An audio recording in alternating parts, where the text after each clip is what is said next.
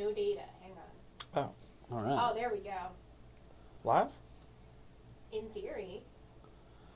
Uh-oh. All right. Hey, everybody. This is Cory DLG hanging out at the Cards for Yards podcast live stream.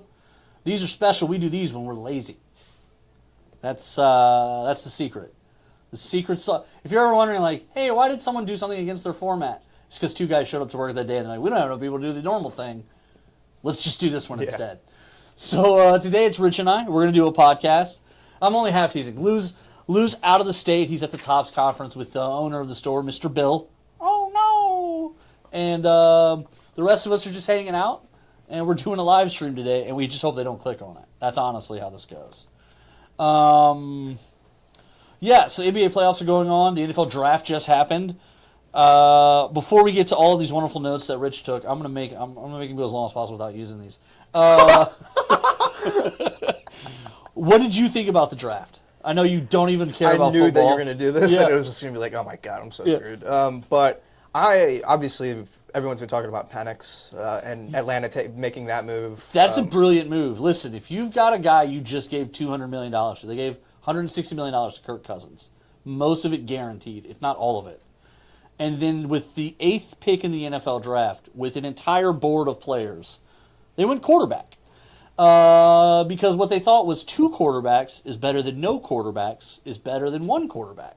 So now they have their quarterback of the future that starts 4 years from this season. Yep. Because they're never going to draft again. What they don't know is there will be no more quarterbacks ever on the draft board in the next 4 years. So Michael Penix Jr. was the very last quarterback. Ignore the fact that Bo Nix got taken 4 picks later, or that in the 3rd round there was a quarterback taken. We're just going to skip over the fact that in the 6th round someone took a quarterback. This was the greatest choice in the history of choices. To me, it was real shocking, especially because you have a guy like Romo Dunze who goes, 2 picks later? Yeah. You're very in need of some playmakers. Like, I know you still have, like Drake London and Kyle Pitts, but you're doing a turnover. You're going young. You might as well get more young. Or there were only 4 defensive players that were really projected early first-round quality. Mm-hmm. Atlanta, I don't know if they know this, but in football they tackle people. And that's something that they usually weren't very good at last year. So they could have tried drafting one of those guys. I'll tell you what was the best experience about it, and I recommend everyone do this. I watched the Pat McAfee coverage of the first round. I don't if they can get Pat McAfee to follow the coverage, of a children's beauty pageant, of a dog and pony show, of literally drag racing in a small town of Louisiana. I would watch it. Yeah. They're so entertaining. But they literally make that pick. By the way, he has Bill Belichick at the table, this was the most charming he'd ever been in his entire life. He literally looked like a human being for the first time ever on camera. He had the hood down. Yeah. But so they go to their guys to talk about the pick right after it happens, and the first words out of one guy's mouth is what do you think of this pick? And he was like, I think it was effing stupid. Yeah. That was the first comment they made about the number 8 pick in the draft. It was definitely an odd pick. And are they really just is Atlanta really just looking at it is Kirk Cousins going to be healthy for the start of the season? He's coming off the Achilles ACL. I don't think so. I genuinely believe that they think this guy will sit for 2 to 3 years and then start to push Kirk Cousins in that 3rd, 4th year window. And by the end of the 4th year, I think they honestly think that Kirk Cousins will be sitting on the bench and Penix will be the starter by the end of the 4th year. I genuinely think that's what they think is going to happen. But that's a crazy... they could have taken him in the 3rd round if that was what they wanted to do. Is Penix wired to be okay, I'll be hang patient. out for 2 years. I'm 25. I got time. That's the other thing. He's one of the older rookies in the Exactly. draft. Him and Bo Nix are actually old enough to be the father of you at this point. And it's obscene. I don't think either one of them are going to... They don't want to wait. I think their camp is telling them they can't wait. I think every voice that they talk to is hey, go get it. So no, I really don't. I think Penix is under the impression that he's going there to start. I think Atlanta is under the impression he's going there to back it up, and I think Kirk Cousins is under the impression that he has $160 million coming. And I really liked him on the quarterbacks thing, but the vibe I got from him was like, well, if that's what you want to do, like that's fine. I'll just keep showing up every day and having my coffee and letting my wife dress me and wear cool necklaces. But yeah, to me, it's also like, aside from the teams in this draft who had already addressed their quarterback needs, like what other teams besides, I think, maybe like New York and like New Orleans really need to address that quarterback situation within like the next 2 years? And I think that list is relatively short. Here's the problem. If these guys all hit, then in theory... It's a big if. I understand that. Then in theory, you're right. Like 7 teams just locked up a quarterback for the next 6 to 12 to 15 years. You're right. But they probably didn't. Most of these teams probably will be looking for a quarterback 2 years from now, 3 years from now. Trevor Lawrence, this is a make or break year for him. Justin Herbert just got that contract, but it's a brand new head coach there. So I could very easily see this being like a tumultuous 2 years of Harbaugh going, oh, is this my guy? Yeah. There's a lot of guys that we've thought were going to be that guy, like a Justin Fields who's now like, okay, you're competing for your spot. Right. And it'll turn very quickly on you. You're right. It absolutely will.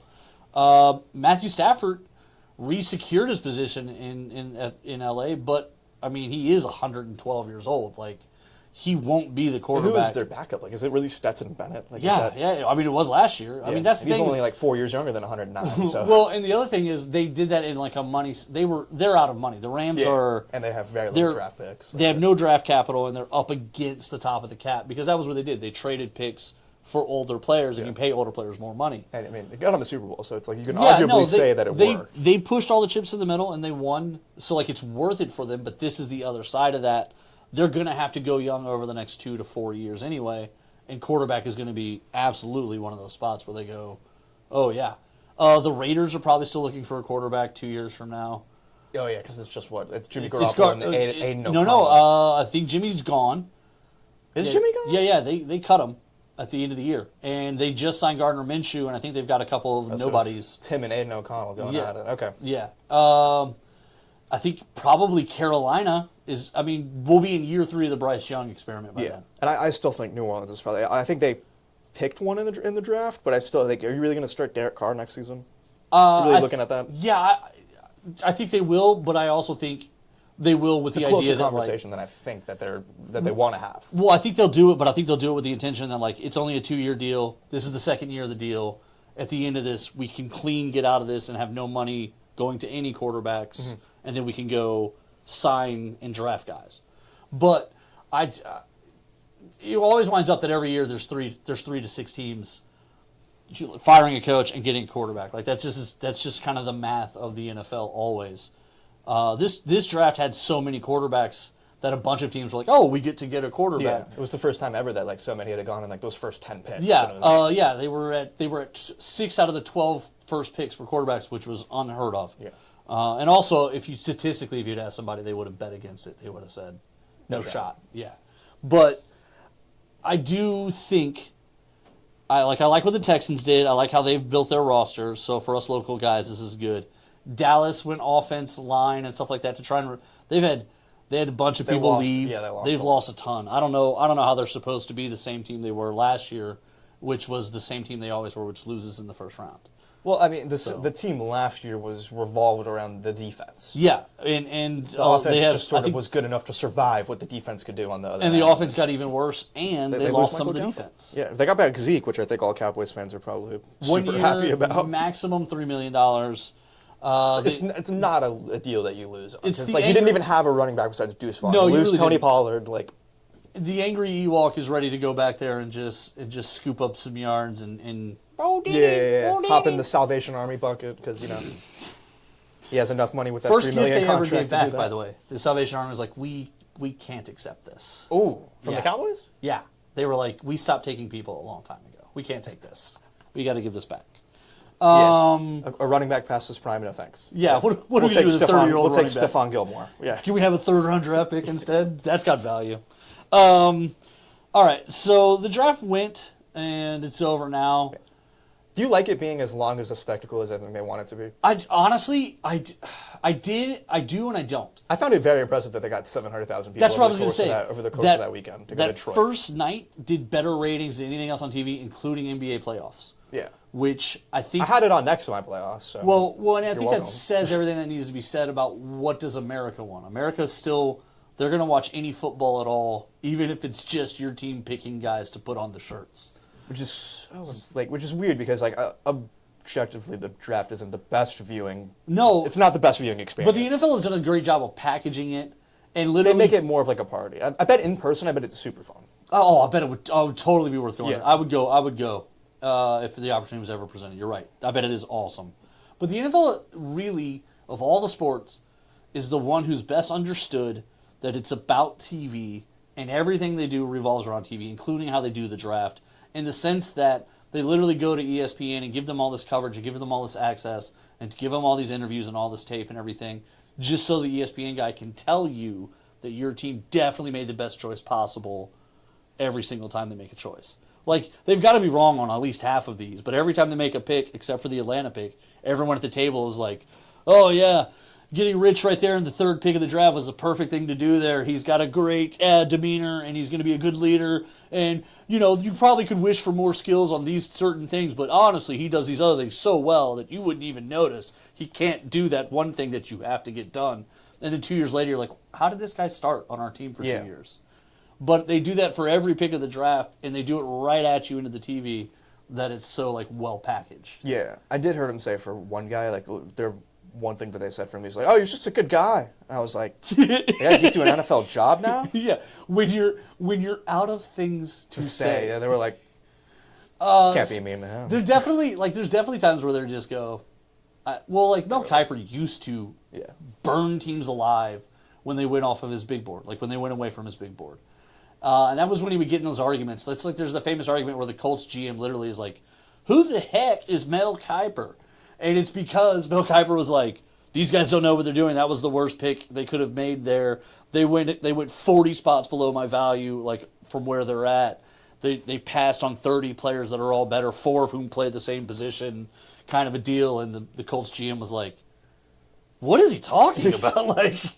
Other than him, everyone else has always been really chill about it. They'll be like, I don't know if that was the pick I would have made there. Interesting decision. They must have liked something in the interview. That's why I Bill Simmons would do that when he did the NBA draft. It was just he notably I think he went off on Chris Dobbs.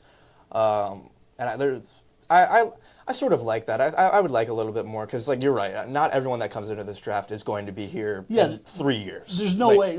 They've got to be wrong on about half of these. Because that's the reality. About half of these guys don't work out. And it's so long. And it's I mean, I understand the football team's very big, but it's a lot of these guys, it's you already got someone who's doing the job, and it's there's no minor league team or whatever. That's the crazy thing, right? It's the practice squad. The football roster is the biggest one, and you're talking about they dress 46, they keep 53 active. By the 4th round, typically, if your team is any good, you're drafting guys who shouldn't be starting. Yeah. So, ideally, you're really just watching, oh, man, this is going to be the 4th offensive lineman on our team? Great.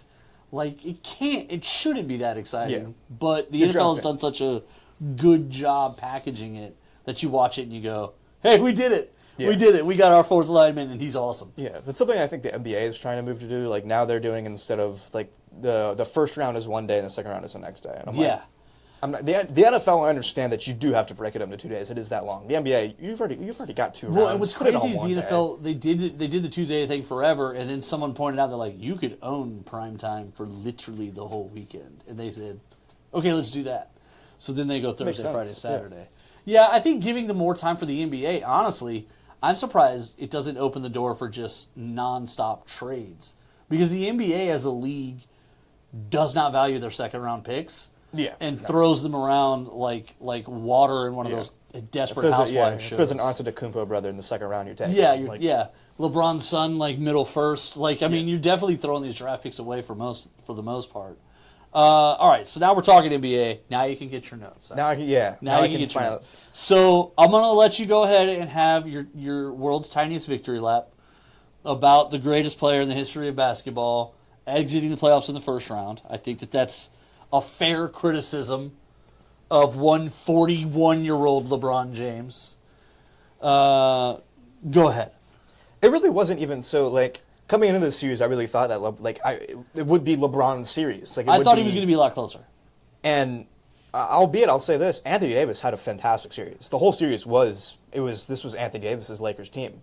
And I thought it was a good move because it's like, you don't expect, you're either going to go at Jokic and get him in foul trouble, or they're going to take him out, and they don't really have a backup big that you can, put on Anthony Davis. Right. But other than that, and I'm not saying that LeBron didn't play well. He played well. But it was just kind of like the other guys around him, and that's what is going to win you these playoff series in a lot of ways. Oh, for sure. You gotta not have your first three. depth. It's the bottom six. Yeah, your 4 through 10. Yeah, I agree. It is so. D'Angelo Russell kind of having like the one good game, and then the 0 for 7, 1 for 6. Austin Reeves. He would have the one. It's milk carton games. Just you absolutely need more not. around LeBron because No, you do. The Lakers are a team that genuinely does need a third. Yeah. Right now, Denver doesn't need a third because their 3 through 7 are very consistently giving them 10 to 15 points. Yeah. And if you're getting 10 to 15 points out of 4 or 5 guys, then Jamal Murray and Jokic can just do their thing. Jokic is like the most boring MVP candidate, and even watching these games, he looks tired and unathletic the entire time. But somehow by the end of the game, he has like a James Harden 40, where you're just like, when did he even score points? Yeah, that's why I think like what a lot of the MVP conversation has sort of turned into is like Jokic has gotten so boring as a choice that it's like who's going to get second at this point. It really is. It's just like fatigue does set in. Shaq doesn't stop complaining about the fact that he should have that third MVP that they gave to Steve Nash because people get tired of voting for you. And also there's sort of a thing about when I give the third one, I put them in a special group. It is. And that is honestly, that's why the Freak didn't get a third one. Mm-hmm. It's probably why Jokic won't get a third one. Because I don't think anyone thinks that these are going to be guys that go in that group. I weirdly think that Jokic is, and I wouldn't have said this 2 or 3 years ago. Jokic is probably closer than Giannis is right now. And I think Giannis is to being like in that echelon of, because at this point Jokic is probably just going to win more. Well, Giannis at this, I actually think Giannis is at the spot in the body of an NBA player where he's going to start having trouble. Yeah, it's going to. And it's already starting to creep in. Like this year, there were a couple of injuries already, and then so far he hasn't played this playoffs. Now they haven't needed him, but they're down 3-1. But it's not. But I still think they could just. That Bucks team is dropping like flies. Like, it was like in that game, it was like Middleton. Middleton had 42, and then in the next game, it was really only Chris Middleton and like Brook Lopez, and then Middleton was doing his thing, and then he had to go back to the locker room, and it was like, well, who's on the? Yeah, Malik Beasley and Brook Lopez. What's going to work? But like he doesn't have to come back because they're not. I don't know that they're gonna. I think even being down 3-1, this team could still win. You think so? I think there's going to come to a point where Giannis is going to be like, okay, there's no tomorrow. Let me do this. Yeah, there's no tomorrow. No, I don't. Might as well play like Lakers Shaq. Surely below the post. Surely not. Like surely somebody in that organization just goes, hey man, like next year. I hope. I really do. Because honestly, I don't. If he's still hurt, I don't think they should play him. And I do think. I know more and more people keep getting hurt, but like, it's sort of weird that it's even come to this for that series. Like. And yeah, we're gonna come kind of full circle to that because Giannis isn't, and even Dame is not the only big player that's out. No, Embiid was playing injured, and Kawhi did play his two games injured. And I think that cost him. I don't think he'll play the rest of the series. Yeah, I don't think. But it's weird because the Clippers are playing arguably better without Kawhi on the floor, which is odd because I don't respect Paul George at all. Okay. At all. Why is that? Well, just because of the. I'll tell you, it's a couple different things. One of them is when he called himself Playoff Pete. Then I knew that Playoff Pete. Okay, I knew that we never had to respect him again. I knew that Paul George was a cartoon character that accidentally came to life. Did you see him show up in a Where's Waldo outfit for Halloween? That's what I'm saying. Like, right.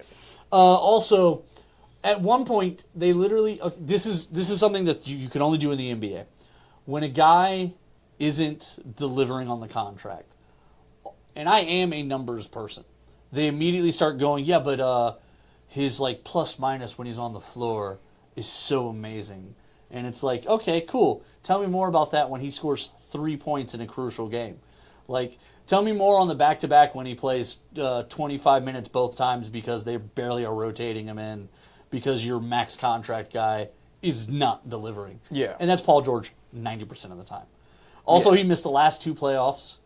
Also, his last with the Oklahoma City Thunder, where he had that year, he was playing still on the Indiana contract, and then the Oklahoma City Thunder gave him the max deal. That playoff, Game 7, that they needed a win, he had 0 points through like 3.5 quarters. And then he scored like 4.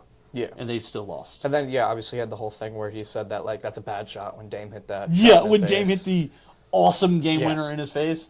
And he was like, I mean, who would take that shot? Yeah. Well, Dame Lillard to win. Like, that's it. Yeah. Also, Anthony Davis Loki did the same thing in his press conference. He was like, Jamal Murray hit a shot and then just got up and left. Yeah. Well, listen, there's a difference between saying someone hit a shot and then also between being It's a like, bad shot. Yeah. No one should ever take that shot. Yeah, I mean, 'cause, he I mean, took it to win. Davis is kind of right. Like, he did. Like, that is kind of what came down to the Jamal end of the Murray game. Like, both it's times. How you're both going to remember games, rolled down and hit a bucket to win it. Yeah. Both times, I also looked at the clock when the Lakers were setting up, and I was like, if they don't shoot right away, they're giving the Nuggets the final shot. And they did it both times, and they lost both times. And this is something that I brought up when the Nuggets played the Mavericks in the regular season. Jamal Murray had a chance to win the game. The shot clock was turned off, and he took it. He made it with time left still on the clock, and that gave Dallas enough time for Kyrie to hit that incredible left-handed hook shot. Yeah. So I think he learned from that. It's like, and obviously in this, He probably this already game knew it, 5, but that like reminded him. Like, in this game 5, he knew the Lakers didn't have a timeout, so Right. it was like it kind of doesn't matter. But he still got it to where it was like, okay, you only have barely 2 seconds to get down the court. Like, Yeah. And then obviously in the game 1 winner. So are they bringing back Ham, the Lakers, or is he fired? I think he's gone. One timeout, basically for the most important 7 minutes of basketball. So the inside guys were talking about this last night. I don't know how the ruling came into play. How did he call the timeout, get the challenge right, and then lose the timeout? I don't think you're supposed to lose a timeout on a challenge. But that's exactly I what think happened if last you get the night. challenge wrong, you lose a timeout. So that last challenge with like 2-3 minutes left, That he got it right. that he got it right, lost the timeout. Maybe it's the clock part. Maybe if it's within Maybe X amount of time, maybe. you lose it. But you're right. I would say this Because that killed their last 2 minutes. Yeah, of the yeah, game. it did. Because they needed. First of all, though, there were several times, even in the third quarter, early, where he should have taken timeouts and didn't. When they were going on the run. Yeah. When the Lakers were up that. 6, and then Denver was missing, but clearly owned the court. Yeah, they had like They offensive should have taken rebound. timeout there to protect the lead and regroup. Yeah, because But they don't have anybody who can cover the ball. Is the Lakers' problem? They don't have a single guy past LeBron. AD can play long, but he doesn't play great like ball defense. Other than LeBron, they don't really have anybody who can play ball defense, like on guard level defense. They should have. They should have. They should have kept Caruso. Yeah, They should have kept Caruso. yeah. But apparently, the story there was like they never even offered him anything. Yeah, I The think second he went to free agency, they never even made him an offer, which blows my mind. It's a very Lakers mistake to make. I'm not gonna lie, especially because it's like we're gonna give up Caruso and let's go trade for Russell Westbrook, and it's like, Who by the come on. I can't stand Russell Westbrook. His series has been okay. This has been a chaotic one for the Clippers and the Mavs. The Clippers in Dallas are having an entertaining series. Yeah. It is not great basketball. No. And on top of that, it is so annoying to see a team with so many people who are supposed to be greats. And the like, Clippers? Yeah, the Clippers. There's like 6 people on the team who are supposed to be max contract players in the NBA. And yet, every time you turn around, the Mavs with Luka playing less than perfect and Kyrie playing good ball are in every game. Yeah. And that should be an insult. Like if you're playoff Pete and you're the Beard and you're the Hulk, you should be able to stop these guys, and they can't. Yeah, because especially in this last game where they played, they were up 31, and then the Mavs were within a nose hair away from getting that game. Yeah. And I mean, albeit James Harden and Paul George did have great fourth quarters, but you let the Mavs and Kyrie really just get back into that game, which should not have happened. You were up 31. But it would have been a playoff tied record. But here's the thing: putting James Harden on the court at any time means for sure there's one guy on the other team who can score. 100%. 100%. Like the second James Harden starts like doing this, and playing defense, you immediately know there's one guy on the other team who can score a basket. Yeah, and there were some possessions I saw where even like Paul George was just like, all right, I got Zubac back there, and it was just like letting him blow by, and I'm like, yo, you're supposed to be on this team because of your two-way abilities. Like, we're just letting dudes blow by, and is it because you're up 31? Is that why? Like, no, it's because Paul George is a joke. He is a mirage of a good thing. yeah. There are these guys who have had these moments, and because of one moment, everyone was like, here's all the money and praise in the world. I think I think this team, for what it's worth, has worked out better than I thought, and I gave them a really low bar. I'm surprised they're still in it. Yeah, I gave them a really low, because I was like, Russell Westbrook, James Harden, Paul George, and Kawhi. We think this is going to work? Because like on paper, it's like, yo, these guys are playing 5 games together all at the same time. Well, here's the crazy part: when it was Kawhi Leonard, Paul George, and the nobodies with Doc Rivers, that was their best lineup and team. Mm-hmm. And even that team, I was like, Doc Rivers is coaching this team. Like, there's no shot. No shot. This is never a team that's going to do it. And they did it. And now Kawhi and Paul, I don't think have played more than, I think it's something like 6 playoff games together ever. Doesn't surprise me. I mean, is Kawhi Leonard another one of those mirage players? I think less in a way that like that we're kind of making out Paul George to be. Like, I think Kawhi, when he is on the court, and especially for these for these playoff games, aside from this one, because like I think he's incredibly injured. And I do think he's hurt right now. I do think he's hurt right now.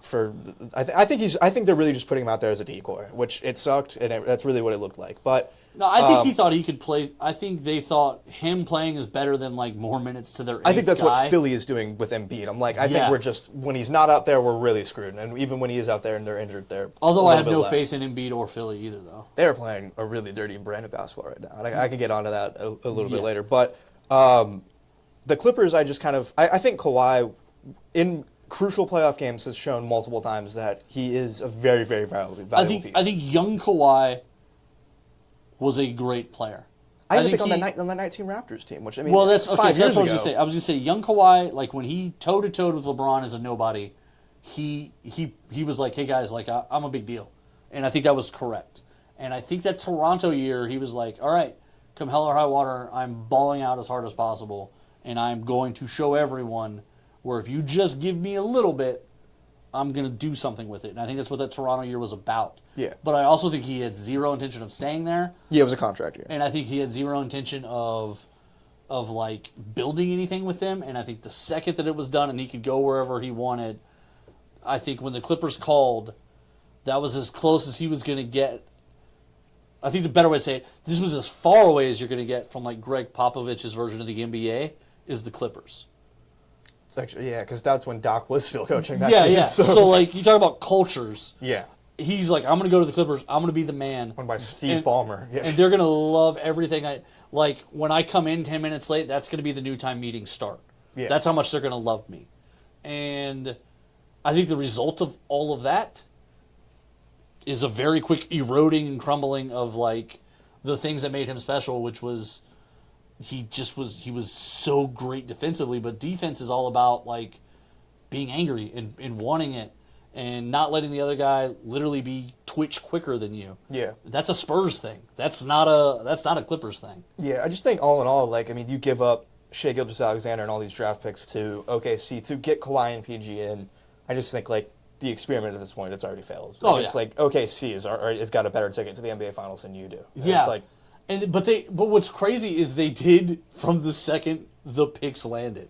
From the second the Clippers handed them the picks, the Thunder were already better position than, like, if you told me you can have Kawhi Leonard and Paul George on max deals and any pick of 7 role players in the league, or you can be the Thunder and have what's the Aussie's name, the big guy, Steven Adams. Steven Adams. You could have Steven Adams and nobody else but like 30 first-round draft picks.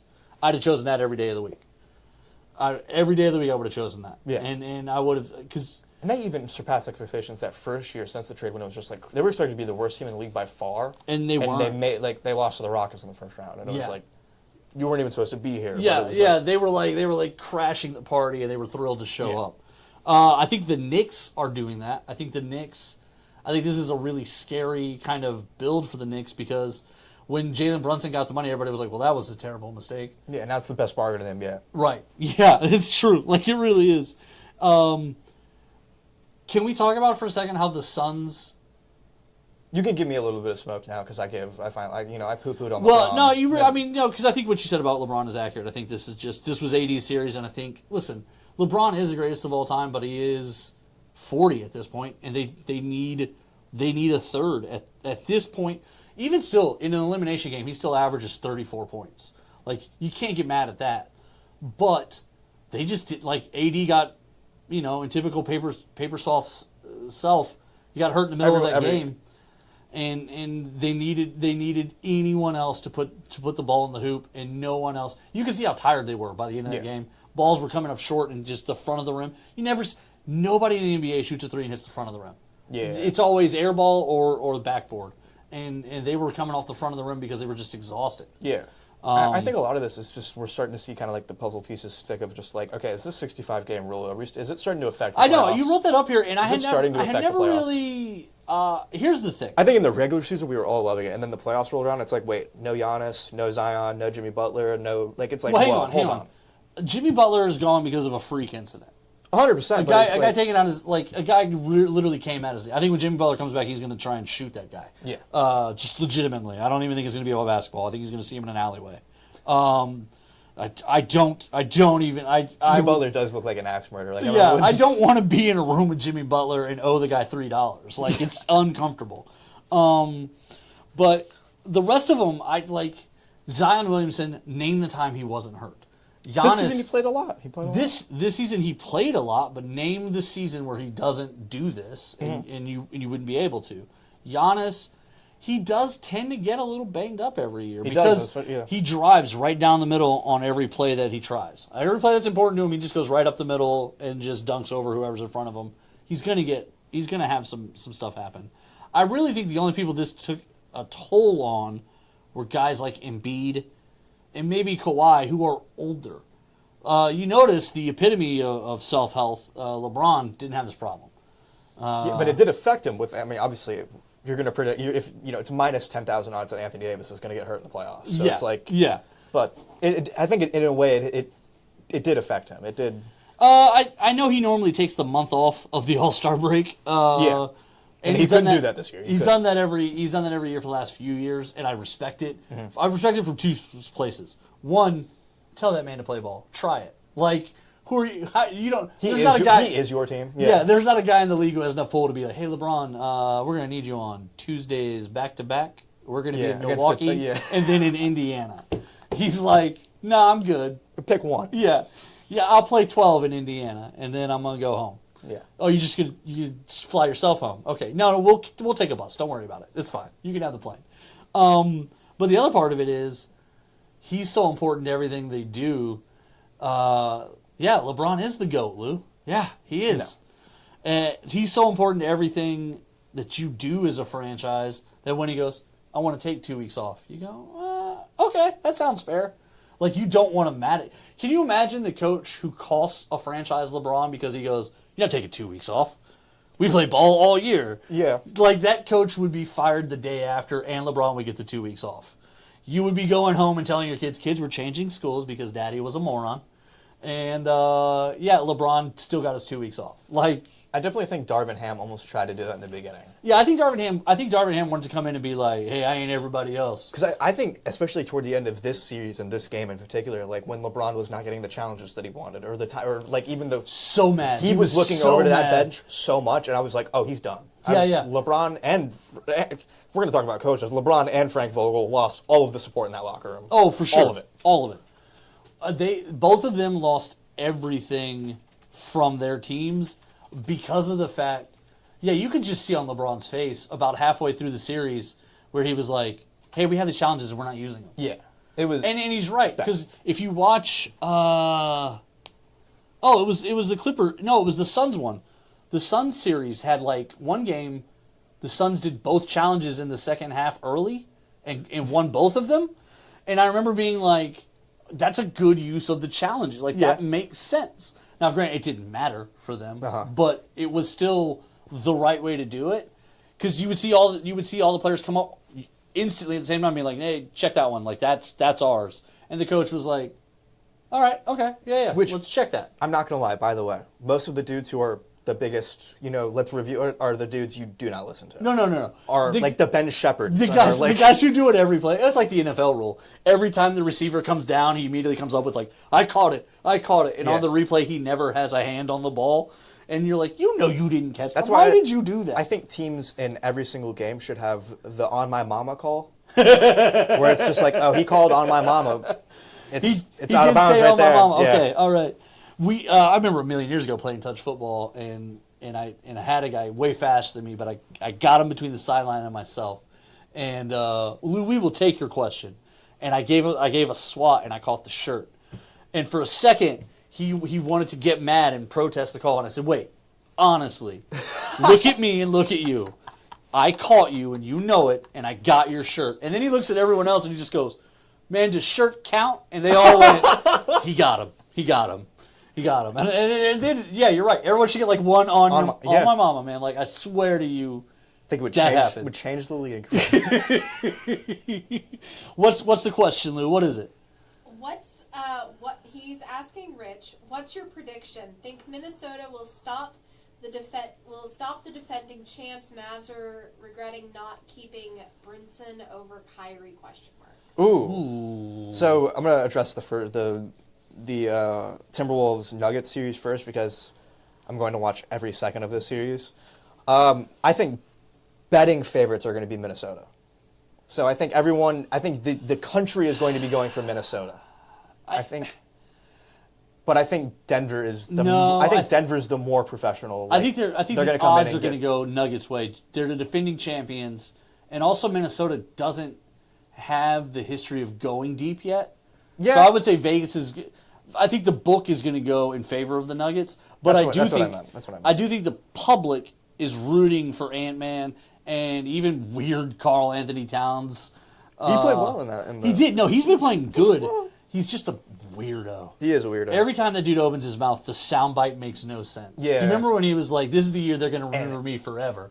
And he was like, "I'm the best shooting big man ever," and it's like there's five guys I'd rather have. You match up badly against 6 people in the league right now. Yeah, there's a dude in 1950 who I think might be a better shooter than you. Okay, Kyrie over Brunson. No, I still think that I think if you're going to blame the Mavericks over anything, it's going to be not putting that clause in his contract that he's a restricted would make him a restricted free agent when that contract is up. I think that's the one thing that you would get mad at him over. Do you really sit here expecting that? Do the Mavericks sit here expecting that Jalen Brunson is going to be a starting worthy point guard playing to the level that he is? I don't think they saw that coming. I don't even think the Knicks did. I think the Knicks were just like, we got a guy. I think they gave him like a Dylan Brooks type deal. Like, okay, we got the guy. It wasn't a crazy, like, you're right. Okay, so like you can always tell, it's like, did the Patriots know Tom Brady was the best quarterback in the draft? No, because they would have drafted him in the first round. Yeah. So if the Knicks thought Jalen Brunson was the guy, you're right. They would have been like, here's a max deal. Hurry up, get here. Yeah. No, I agree with that. I will say this, though. I think, I throw all the smoke at Kevin Durant and James Harden. I think Kyrie Irving is one of those guys who is a mirage guy. I believe everyone says best handles in the league, and I will give him that. But congratulations, you know how many titles come with that? It's 0. So the one that he has was when he was on a team with a LeBron James. And he had the biggest shot of the series. Hang on. He did. But he was on a team for 3 years with a guy who doesn't take your excuses. LeBron James runs a team like Greg Pop does. LeBron James, every day at practice, is going to say, hey, why didn't you cover that guy just now? And you're going to be like, it's practice. And he's going to listen, Allen Iverson, you're going to cover him now, or you're not going to play with me on the game, and you cover him. Kyrie Irving, even to his credit, as Boston was spiraling out of control, made those apologies to LeBron James about, like, you're right, it's really hard to tell these guys in practice every day to be accountable when I'm screwing around and not showing up and not playing my top every day. Like, when you were doing it and leading us, it was hard, and I didn't realize that. Kyrie Irving is not the work guy. He is the fun, the earth is flat, I don't know what I'm doing, I make it up as I go. I'm special because I say things like, I need a mental health day because there's genocide in the world. And the ring he has is because LeBron James is like, hey, when I'm here and you're here, you're going to play NBA basketball and you're going to shut up. And then without that, I think he's a mirage guy. I think he's another one of these guys who basketball is about swagger and flash and panache, and that is 70% of what the NBA is, and I love it. It's fun. But all of that, when it comes to this time, is completely irrelevant. So, I'm going to get to that in a second. Before I'm going to counter this. I still think that this team is constructed together in the way that fit Luka and Kyrie so well that I think that This is their best team, but I don't think it matters. but I just think Luka is such a winner in the little things that he's done in the playoffs so far, beating the Phoenix team and losing to the. No, I agree. I like Luka a lot. I think Luka is a real deal. Yeah. But it's not enough to just be one guy who's a real deal. Yeah. If you get a couple of these guys together and they can keep each other in line, then you have something. Yeah. But that was why you knew that the Kyrie Irving, Kevin Durant, James Harden thing didn't work, is because none of these guys are the guy who's going to go to work every day and yell at the other two for being jerks. Yeah. None of these guys are going to go to work every day and make the other two play basketball. Yeah, and I'd also say that this series is very concerning in the sense that it's only going to get harder from here. Now, yes, if you do win this series, you have OKC next, which is best case scenario. I'm not going to lie. That's the unexperience. And they're good, but it's unexperienced. In a second round, I could see a lot of those guys melting. Yeah, a lot of those guys. It's not different SGA, but the rest of them. Yeah. I think the rest of the team around them. You did your job against New Orleans. Yeah, you were supposed to. You were supposed to. And New Orleans literally is another one-man horse team. Yeah. So, they didn't have their horse. All they had was the rest of the guys. You have your horse and your rest of your guys. You should feel like you can win those games. Yeah. Now you're playing a team with two horses and the rest of their guys. And even if it's 1.5, you don't have that. And I think that is enough to make those other guys be like, oh, I'm the guy who has to step it up. And that's where you mentally... A lot of people can't do that. Yeah, the X factor I think in that hypothetical series, if it did happen, would be coaching. I think that there is an opportunity where Mark Dagnall could outcoach. No, Jason Kidd. I don't think Jason Kidd is a good coach. Can I tell you what needs to happen? When Jason Kidd dies, they need to take his brain and put it into an NBA robot, and then give that NBA robot. So good at basketball, you have no Dude, idea. If that NBA robot could just play basketball with the humans, I don't know, which makes it would be LeBron James 2.0. How are you a bad coach? You have. I don't think he is. I think the problem is he has a lot of just these weird personalities. Yeah, I agree with that. Somebody asked, "What do you mean by horse?" These are big time guys. What I mean is, in racehorses, there are horses that are worth hundreds of millions of dollars because they are so great at what they do, and then there are horses who are 1 in 100 odds to finish the race. And in the NBA, there are guys who you build your teams around, and then there are guys you hire 1 year at a time. So there are definitely guys who are horses that you build the whole team around. You get as many of them as possible. And a guy like Kyrie Irving probably qualifies as a horse, even though I think he's a mirage player. But a guy like Luka is 100%. He's somebody you bet on. Yeah, I can get behind that. I think I could go either way on Kyrie. There's some days where I'm like, I think when Kyrie, especially in the playoffs, I think when it really matters, he does show up to play basketball. In the regular season, he just doesn't. Yeah, he's there to look at his Twitter feed while he's on the bench. I think when he wants it, you're right. I think he's still one of the best. But I think that's true of all of those mirage guys. I think when Paul George wakes up that day and goes, today I'm going to be the best player in the world, he can be. I think James Harden and Kevin Durant and Bradley Beal and Joel Embiid, I think all of those guys can do it. So the comment is, but the Thunder is a great team. They don't rely on one player. No.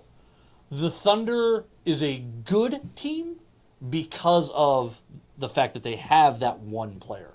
As a matter of fact, they still have so many draft picks, and if you listen to the basketball heads, what they are saying is, they need a trade.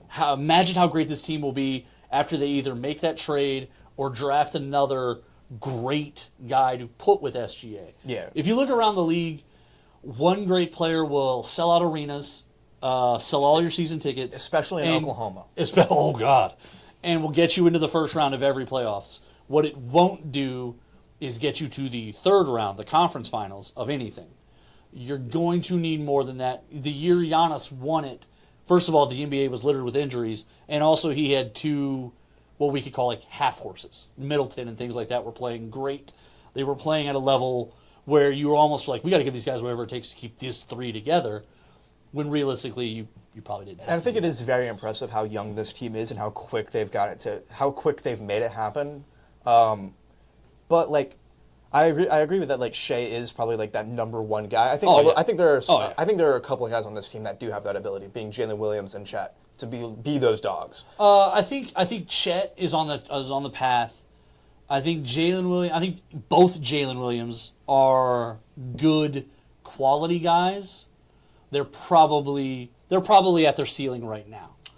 Okay, I think the Arkansas Jalen Williams is more of like a big guy, so I think it's kind of like he's a traditional big man, which I think is like a little bit of a smaller ceiling. But this kind of big guard Jalen Williams, I'm not a big fan of the big guards like a la Cade Cunningham and Ben Simmons, but I like that he can stretch the floor. He's probably one of their better 3-point shooters as a starter. Aside from because Shea doesn't shoot all that much, so he can stretch the floor. My biggest and issue then with get him inside. is while he is a good defender about half the time, Okay. there's a lot of times where you just kind of look up and you're like, where was he? Like, Yeah.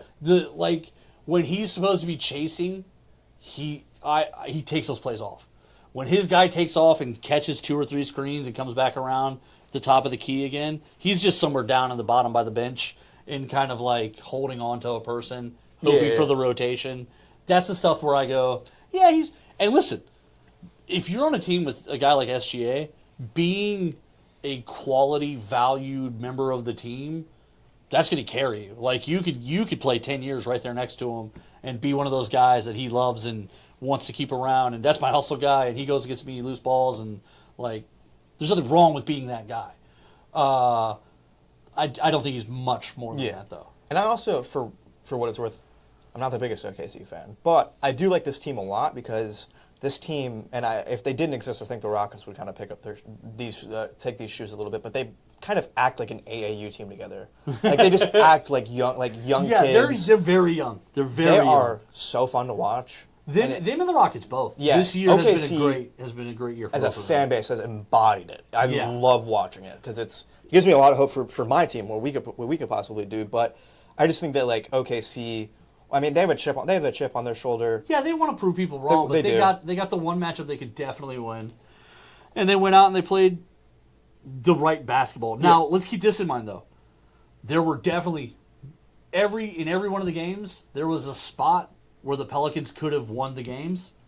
Oh, especially game 1. Game 1 and Game 2 were close. Yeah.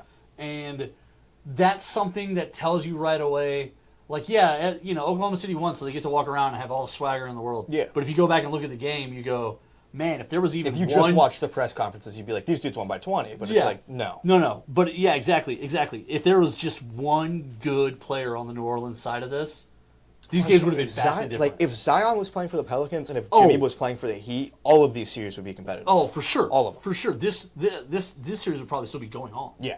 But, it was all the role players left to fend off one good team, and they couldn't do it. Yeah. It was, I really liked a lot of these series going into it on paper just because of, like, kind of like I said, like, I mean, we if thought they were like fully healthy. We Like, thought the Lakers Nuggets would go longer. Yeah. I thought... I still do think that the Magic and the Cavs can go longer, but like in the beginning I was like, this is a sweep, but then God, it was I already like, forgot about that series. I know it's the one that everyone's just put in their back pocket and left to die. But yeah, well, the Magic have just been so. No one has talked about them, even though they do really... have Paolo Banchero, and it's like this team is another young budding team. I mean, albeit I think a lot of people have just kind of. Because there's better versions of that in the NBA. Yeah, like, I think there's people the have Thunder swept and the them under the Rockets, rug and there's because it's like this is the East. It's like if you guys were in the West, you would be the 12th seed. Oh yeah. If they were in the West, somehow they'd be the 18 seed in all of this, and they wouldn't be. You're right. Like the East has always been a little bit more inviting, a little bit more open, and this year the Magic are the benefactors of that for sure. Yeah, for sure. Okay, so all that being said, we're not going to run through and make picks on everything. But with the way all of these series are going, okay, I have 2 questions. First of all, the Suns are going to be paying $150 million to 3 people. They're going to be paying almost $200 million. One of them with a trade clause, by the way. Yeah. almost $200 million to 4 people because they re-signed Grayson Allen to a decent-sized deal. That was a good deal. It was good. It was good numbers for a team, but when you add in all the tax penalty stuff, When you put context into it, it's Yeah, just yeah. like, oh my god. oh yeah, it's like for the $25 million a year they're going to give them, they're going to have to pay something like $400 million in taxes over 3 years or something. It's crazy. League taxes, not taxes. So, what do they do? Because they're not going to be able to add anything else to this. So I think in a perfect world, you would just trade Bradley Beal and be like, this is a failed experiment. But Bradley Beal can just be like, no. Right. Which really sucks. So you really kind of have to look at it like, and I don't think they're moving on from Kevin Durant, because I think Matt Ishbia, the owner of the Suns, is really in love with Kevin Durant. I think it's just like, this was my first trade as owner of the team. Nobody moves off of Kevin Durant. Yeah. Everyone should. Brooklyn should have moved off of him after the first year. Yeah, When but he didn't, when he still was rehabbing the injury. I think there is a world where it's like, yo, Matt Ishbia, can we just sell one of your vacation homes and just buy out Bradley Beal's contract? No way. There's no way you buy that out. The dude's gonna make $50 million. Yeah, but there came to a point in the series where it's like, yo, I would rather Grayson Allen be, and I know he was like, I think he was injured. Yeah, but like, had I'd no rather have football. Grayson Allen playing. One of your mics died. Might be me. We can just put it in the middle if you want. Yeah. Yeah, mine's dead. That was probably poor listening experience. Just slamming the mic. Yeah, no, but I will say this. I don't think they can go anywhere. I think this is who they are, This is just ceiling. and I think they just have to hope for that 1 year where like everyone around him gets hurt. Yeah. And I don't think that's going to happen. So No, I think it's not. you're looking Especially at otherwise. first and second round exits for the next 3 years. Which sucks because for my Kevin Durant lore, for my love of Kevin Durant. Yeah, When he was in Golden State, I hated him, and I was just, but my that love makes of, no sense. It's the only thing that's of any value on his resume. I know, but like as a Rockets fan, I was like, I hate watching this. Like, Oh, what are for you sure. doing? It was so awful. But in it's literally the second he left for Brooklyn, I was like, oh my god, that's the greatest team ever. I was like, oh my god. The second he left for Brooklyn, I died laughing because it was like, guess what we did? We took Kyrie Irving, Kevin Durant, James Harden, and DeAndre Jordan. Well, no, I'm saying. Oh, like, at first it was. No, it wasn't. it was it wasn't DeAndre Harden. Jordan. Yeah, it was DeAndre Jordan. Yeah. What I'm saying, like when he left Golden State, that was when I could stop hating Golden State, and I could like objectively be like, that was the greatest team I've ever seen. It's the greatest team of your generation for in sure. the moment, I'm like, I Yeah. hate these guys. I would much rather them fall off the face of the earth. But Yeah, that's then a- everyone, it's not a threat to me anymore. So it's like, the Rockets, were bad when Golden State won, so they weren't a threat. That's fair. That's fair. So it was fine. I still do think that Kevin Durant's probably aside from Harden and Kobe, and I mean, I'll give my respect to LeBron because he's got the record in terms of numbers. But those the dudes who I just named are the best scorers I've ever seen score basketball. Scorers, I would actually probably go MJ. I'm saying for people I've seen. You've seen, okay. MJ. I haven't seen Kareem Seth. Abdul-Jabbar play. Seth Curry, Yeah. Steph Curry. Steph Curry. That's Not the brother. Yeah. Not the brother. Steph Curry. Although Steph Curry is pretty for a mercenary, Seth Curry is not bad. For a shooter, you're right. I'm Yeah. signing Steph Curry For every team signs that dude for one. He must be the like best. Yeah. the worst locker room guy ever because every he moves team around so much. every team I've seen is him in like- Dallas twice. yeah, every team is like, here's $12 million, here's 1 year, and by the end of the year they're like, when is the season over? Yeah, or that he gets shipped at the trade deadline. Yeah, but he's putting 20 in every time you put him in. Yeah. So like, there's got to be something behind the scenes where every team is like, so over this guy. But so I go Jordan, I go Steph, and then honestly probably Harden. Yeah, when Harden was in Houston, and obviously we're a little biased because we watch him every night. Well, no, I just think that like there was a streak that he was doing at one point where it was only him and Jordan. It was literally him, Jordan, or like him, Jordan, and Wilt. Yeah, And it was like And you're then put on that list, and it's like and every night he was adding to it. Yeah. And then realistically, I think there was a run over like 40-point games. The Rockets, everyone else was hurt, and they still needed to win, and so he was like, oh, I guess I'll just score 50 tonight. I'm a stand by that. He probably should. Like, it's kind of the situation of like LeBron should have won MVP that 2018 Yeah. season, and James Harden should have won MVP there, in and that's why they 2019. created the Players' Choice MVP. Yeah, just to yeah. give it to him, just so he would stop like calling everybody at night and being like, "Hey man, how come I didn't get that championship MVP stuff, man? I just want a trophy, man." Yeah, no, he, yeah, when he was in Houston that changed my life. That changed my life. And then when we got Chris Paul, it was like, oh my God, we're actually going to do this thing. All right, so I think the West is wide open. Yeah. But I do think you can accurately... Who do you think is coming out of the East? And then that's where we'll wrap it up. Do you want me... I'm going to go... I want to go so biased so bad and be like, New York, they're getting it done. It's going to happen. I actually do think the Knicks are coming out of the East, which is crazy because I saw a ticket that a guy bet a long time ago when the odds right before... That's a crazy bet. Right before the trade happened, the Julius Randle trade, where it was Knicks to win the East. Knicks to be first in the East was like 1 in 200. Knicks to win the East was like 1 in 600. And the dude took both tickets. That dude's a psycho. So a lot of my pick is going into, I think Kristaps Porzingis is hurt. I think he's going to be done. Yeah. I think he's going to be done. It once he is done, because that was what put the Celtics over the Knicks. It was like the Knicks really, Mitchell Robinson's out and Isaiah Hartenstein is probably going to be out. The Knicks don't have anyone to take care of KP. No. But now that KP is gone, it's like, you only got Al Horford. I'm fine with that. Yeah, and Al Horford at this point is 40. 55. Yeah, yeah. No, I'm with you. I think the Knicks come out of it. I think Boston is doing everything they can to stop being that successful franchise they were 2 or 3 years ago. They are so close, though. They were really close. They were keeping one good coach away from winning a championship.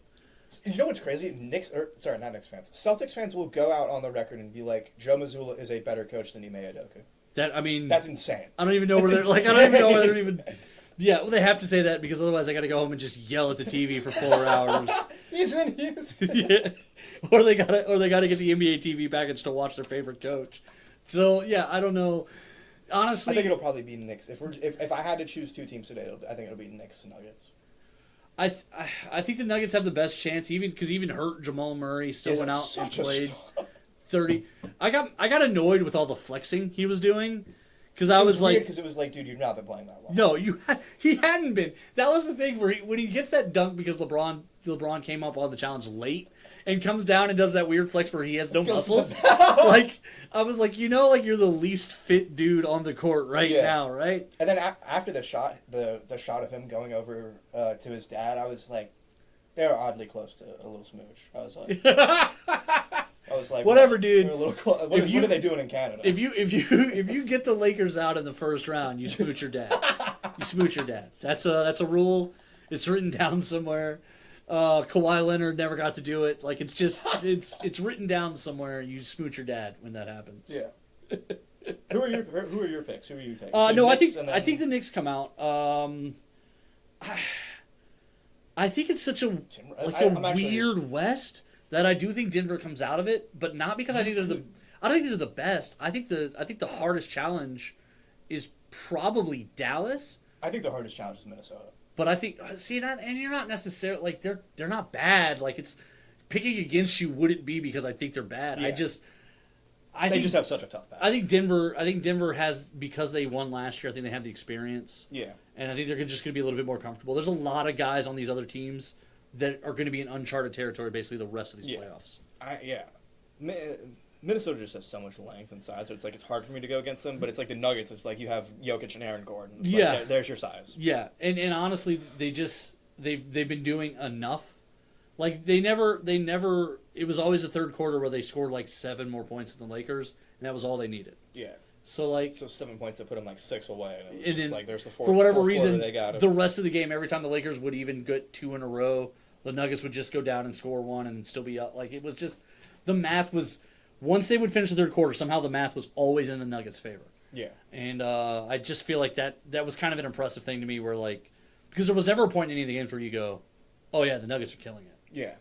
But yeah, I really just feel like the Nuggets are going to hit some kind of run now that they're done holding their breath. I think they were holding their breath this series. I think they were like, are we the guy? And now I think they're like, yeah, we're definitely the guy. Yeah.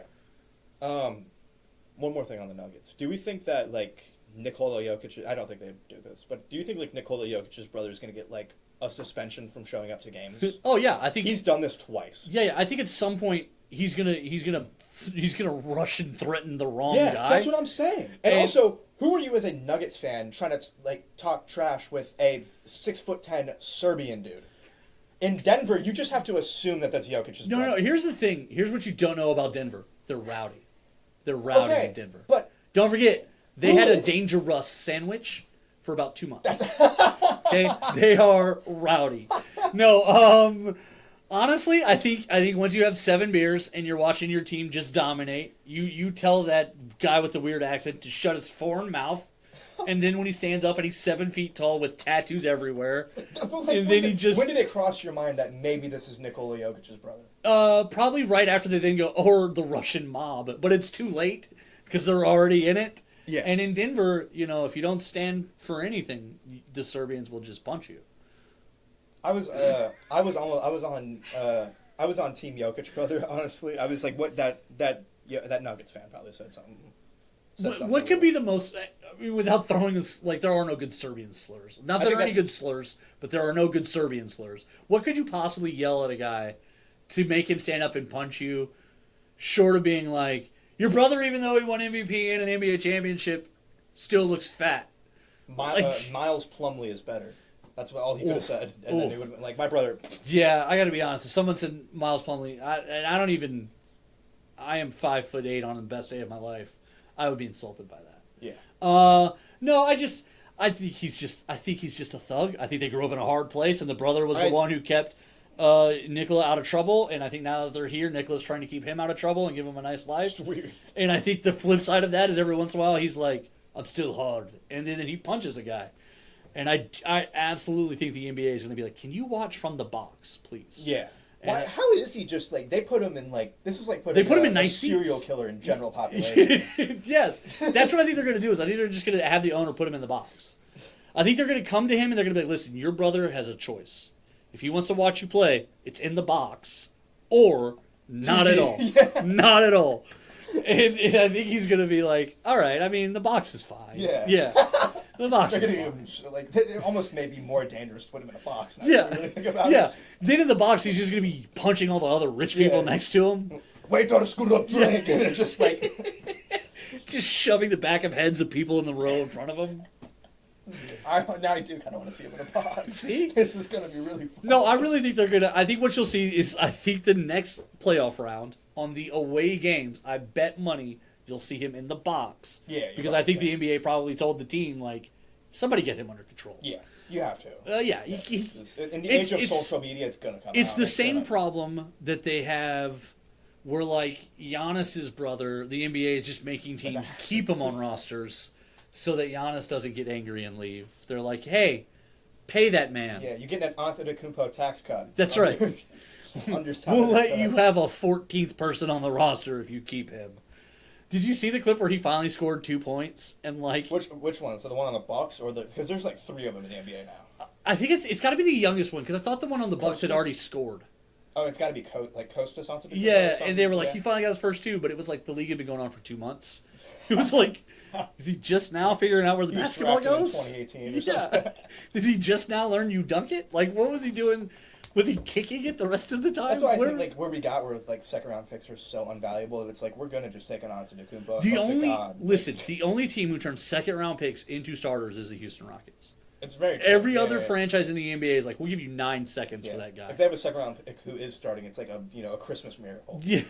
Every other team though is like, we'll trade you 4 seconds, and if we never use them, that's fine. If you go and look at trade rules, tell us we had them. Yeah, if you go and look at trade rules, there's a bunch of seconds and deals that if not used by like 2032, they expire, because like that's how they negotiate it. They were like, and if it ever comes up that we never use it, just burn it. Don't even worry about it. It's like, why did we throw this in? Like, just keep your second next time. Yeah. No, I'll give it to you. You take it. I kind of understand. It's like a fruitcake at Christmas. It's like everyone's just like, someone gave me this. Do you like this?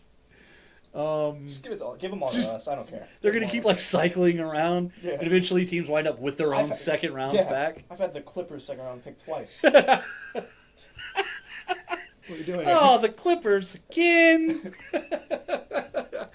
All right, this has been a long and obviously quality live stream. Thank you everybody for hanging out. This is Cards Yards, the live stream lazy version, and that's it. Come watch, come hang out with us. We're always up here in the store. We've got new releases coming out. We will be in Dallas next week. We will be in Comic Palooza 2 weeks later. Rich will be here on the Whatnot streams Friday and Saturday doing deals. Come hang out with us. Thursday on the Adventure Begins side on the Facebook page, they are doing the comic show. And tomorrow night, Mallory is doing TCG. All of that with the executive producer, Michael Boyle, hanging out. So come hang out with everybody. Have a good time. Thanks for watching this with us. I hope you're all watching the playoffs because we have tons of NBA cards here. And someone should come buy them from us. Is it you? It is you. You should come buy them from us. All right. Thanks, guys. Have a good one. Bye.